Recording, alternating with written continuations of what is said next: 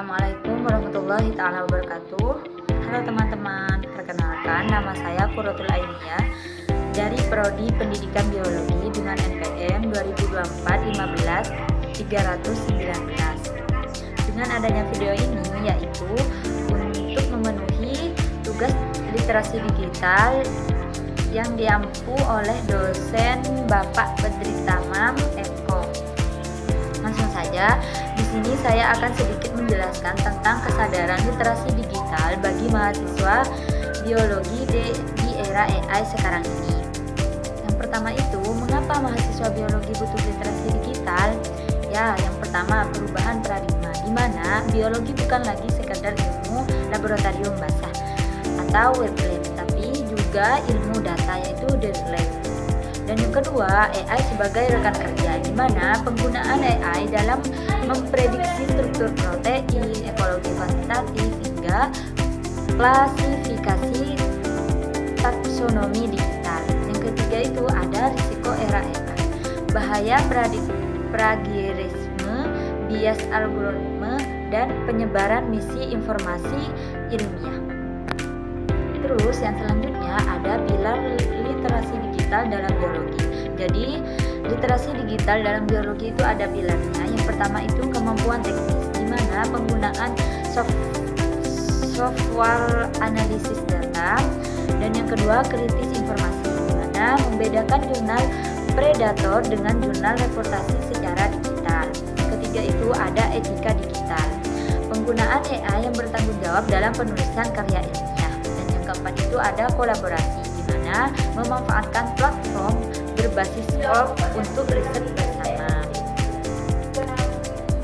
AI dalam ilmu biologi itu ada peluang dan ada tantangannya. Yang pertama itu peluang, di mana peluang yang pertama yaitu analisis cepat, yaitu memproses jutaan data genetik dalam hitungan menit. Jadi AI ini sangat penting untuk menganalisis cepat, yaitu menganalisis data, memproses jutaan data genetik dalam hitungan menit. Yang kedua itu peluangnya yaitu visualisasi, di mana membuat model 3D molekul yang kompleks.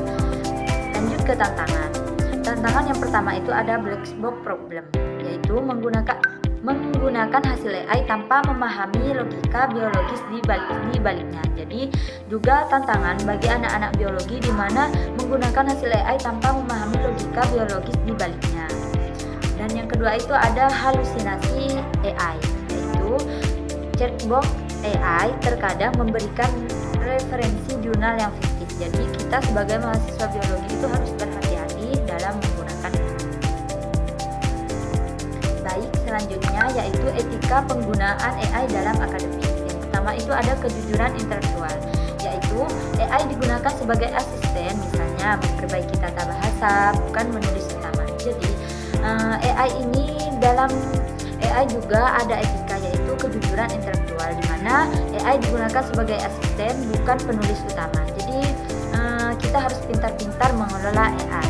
Yang kedua itu deteksi AI, yaitu memahami bahwa kampus memiliki sistem deteksi konteks AI. Jadi kita harus tahu bahwasanya semua dosen atau mungkin kampus juga memiliki deteksi AI. Jadi kita akan diketahui kalau kita memakai AI, kalau kita langsung dari AI-nya saja, tidak dirubah walaupun sedikit.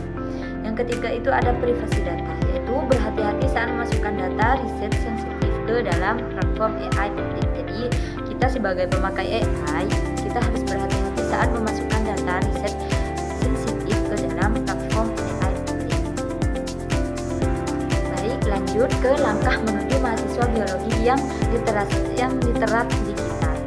Yang pertama itu ada verifikasi, yaitu selalu cek ulang hasil AI dengan literatur primer atau jurnal. Jadi kita harus verifikasi, yaitu memverifikasikan, selalu cek ulang hasil AI dengan literatur primer. Yang kedua itu ada update, yaitu mengikuti perkembangan tools bioinformatika terbaru. Yang ketiga itu ada kritis, yaitu mempertanyakan kenapa AI menghasilkan data ini, bukan sekedar menerima hasil. Jadi walaupun AI sudah menjawab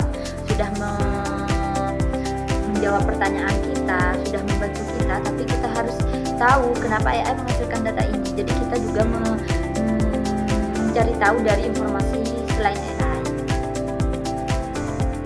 Baik, kita lanjut ke yang terakhir yaitu kesimpulan, di mana literasi digital adalah senjata baru mahasiswa biologi selain mikroskop dan pipet. Jadi saya sebagai mahasiswa biologi, literasi digital ini memang penting bagi saya dan juga sebagai senjata mahasiswa biologi selain mikroskop dan pipet. Yang kedua itu AI harus dipandang sebagai alat bantu untuk meningkatkan produktivitas, bukan pengganti nalar kritis biologis.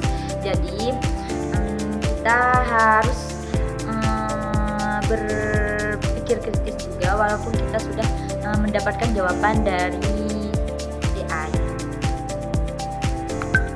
Baik, sekian dari saya. Mohon maaf jika ada kesalahan. Assalamualaikum warahmatullahi wabarakatuh.